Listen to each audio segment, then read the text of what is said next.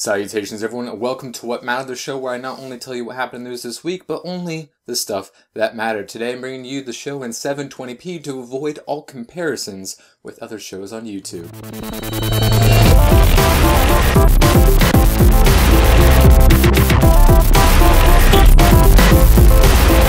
Our first bit of news today comes from the executive producer of the Judge Dredd movie that came out in 2012. A very, very good film.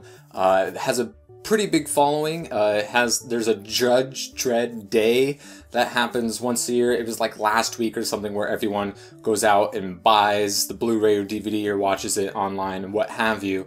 And the executive producer of the film, Advi Shankar, has said that he's created a 7-episode miniseries that will be debuting online in the Judge Dredd universe, focusing on the Dark Judges. He says it's a thank you to all the people who have been petitioning year after year to have there be a Judge Dredd sequel, which would be awesome.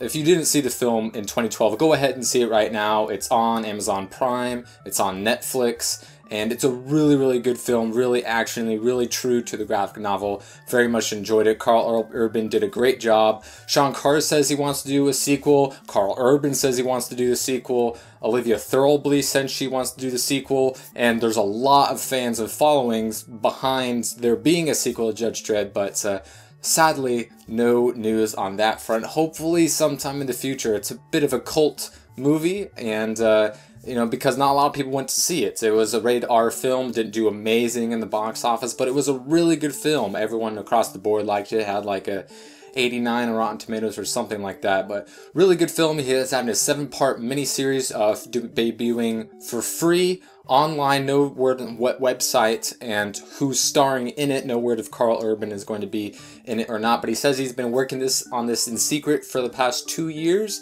and frankly I can't wait, because the Judge Dredd movie that wasn't the one with Stallone was absolutely fantastic, and really looking forward to see this miniseries. And if it gets enough views and maybe enough hype, then maybe this will be the final push that you know, the studios need for there to be a sequel, because that would be awesome. In other comic book television news, there is a lot of rumors floating around of there being a potential X-Men television show coming out based off of Peter David's X Factor series, which is said to be sort of like Fringe in the X-Men universe. It's not that big of a surprise with the successful movies that they've had for over a decade now. X-Men is a strong franchise that Fox has been treated fairly well, with ups and downs. X1 and X2 were pretty good. X3 was terrible, and Wolverine Origins was bad. The second Wolverine one was okay. And of course the last two with First Class and Days of Future Past were amazing, and they're obviously not in discussions at all to give over the X-Men back to Marvel, and looks like they're probably going to be getting into the TV game. A lot of new superhero comic book television shows have been in the works and are coming out in the next year, with The Flash that just debuted in the last week, and others to come. We had Gotham, and then we have Constantine at the end of this month, and a whole bunch of others in the works. This just seems to be like a big push. Everyone now wants their comic book guys on television. We've seen some successful ones, and I think with this huge wave of comic book TV adaptations, we're going to see a lot of them crash and fail, and just see only a few that stick around for the long haul, such as, you know, the Arrow or, you know, Smallville in the years past. And you know, the Agents of S.H.I.E.L.D. has had some, you know, pretty decent ratings, so we'll see how that goes. And if an X-Men TV show were to become to fruition, that can go in a lot of different ways, and it could be successful. Fox does, you know, have a lot of good long-standing sci-fi-esque shows. Some of them that are really, really popular still get canned, so we'll just have to wait and see. I don't expect all of these superhero television shows to succeed, but you know, if they can make it work on the big screen and the small screen, just more the better. So in other non-Marvel owned Marvel properties news, there's been a lot of talks of Sony striking a cooperative deal with Marvel to get Spider-Man into the Marvel Cinematic Universe.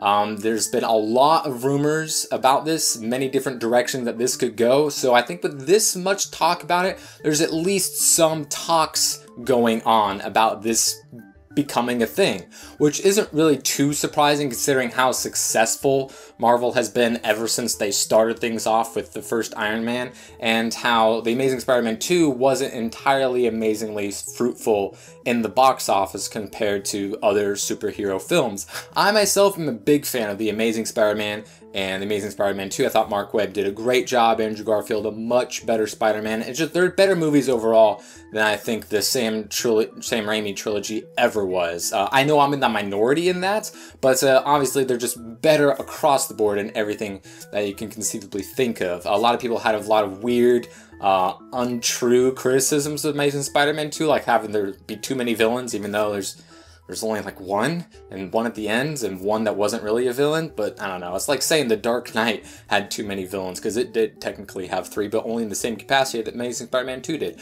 But regardless, I would still, even though I like The Amazing Spider-Man, The Amazing Spider-Man 2, I would still really, really love to see Spider-Man become part of this Marvel Cinematic Universe, because he's one of the cornerstones of Marvel. He's the mascot of Marvel and has been for a while. With the release of the first Spider-Man movie and the X-Men movie, that kind of set off the whole chain of superhero comic book adaptation to film.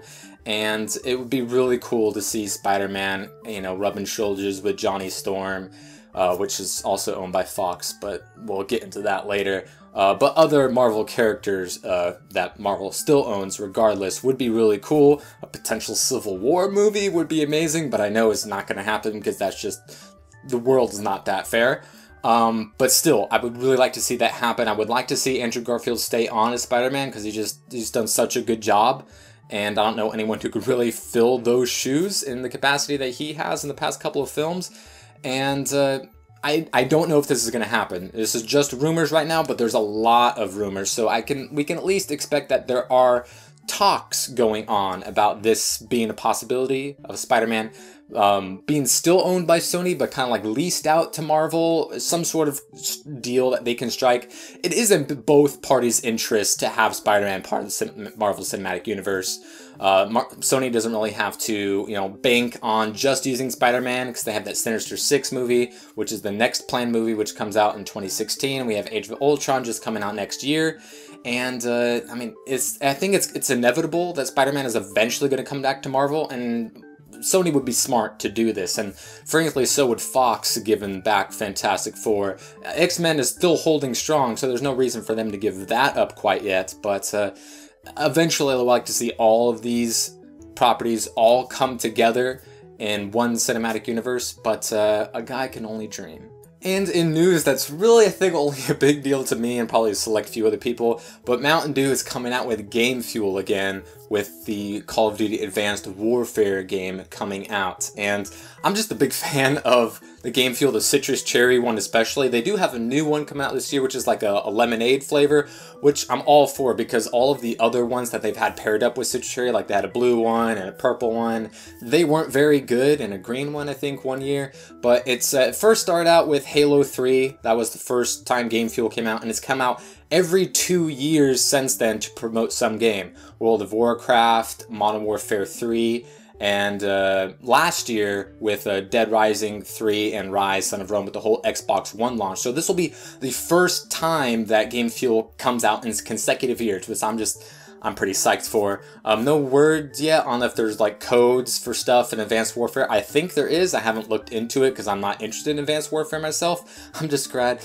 that a good flavor of Mountain Dew is coming back. It's not my favorite soda in the world, but you know, when it only comes out every now and again, it's kind of a big deal. Anyways, I'm looking forward to it, and I'll be drinking that when I'm gaming as soon as it's out. So in superhero movie news that I don't think any of us were expecting to hear this week was the announcement that with the Lego movie being so successful and Batman being a part of that, they're actually spinning off a solo Batman Lego movie, just Batman. And they're actually fast-tracking this to come out before the Lego Movie 2 comes out with a planned 2017 release date. I thought the Lego movie was really good. I really liked it. I think it's a Warner Brothers film, which is why they had all those DC characters in it and why they can do a Batman movie. But I didn't see this happening. Sure, they had, you know, the Lego Batman video games, and I mean, Lego is just a huge thing right now, especially since the movie came out. But this is still something really weird. A Lego Batman movie is just an odd prospect to me. I think it's not the dumbest decision for them to make because kids are going to see it. Lego's big, Batman's big, Lego Batman is big, and the Lego movie was huge. It's not super surprising, but it's just an odd story to see a Lego version superhero movie. Obviously, they're going to kitty it up and have it, you know, appeal to, you know, a younger demographic. It could be good. The Lego movie was good. But it's just really interesting that they're doing this. Will Arnett is coming back to voice Batman. The guy who wrote Abe Lincoln Vampire Killer and Pride and Prejudice Zombies, I think they're called, is writing the script for the film. So very interesting, a very weird story, but I guess that's all I have to say about that. And for you anime video game fans, it looks like another Sword Art Online video game is going to be coming out on the PlayStation 3 and the PlayStation Vita next year. SAO Lost Song, which will be taking place in the Alfheim Online portion of the story, which was what Season 2 was focused on. And that's really cool to me. I'm just a huge SAO fan. I got Hollow Fragment on the Vita, which I haven't got a whole lot into, I'm sorry to say. Just because I feel really guilty about it because I love it so much, and what I've played I really like. I just haven't got a whole lot of hours logged into it, but I like the game, especially the fighting mechanics of it. I thought it was really well done. And like I said, I'm not too far into it, so I can't give it like a full review, but I'm all up for another SAO game. I know a lot of people aren't huge fans of the Alfheim Online portion of the series. Everyone's a real Ironclad fan, which I understand that Ironclad part was better than Alfheim Online, but I still liked it as a whole, and I really liked the show. So I mean, it's only slated to come out in Japan right now, but with, you know, how popular it is and the fact that the last game was released in the US this year, I don't think that it's going to stay in Japan. I think it'll get a Western release as well, probably, you know, a little bit sometime later. But it being on the PS3, I think is really cool to have like a console version. Probably there's more they can do with it graphically if they should choose to do so, which some anime video games don't always do.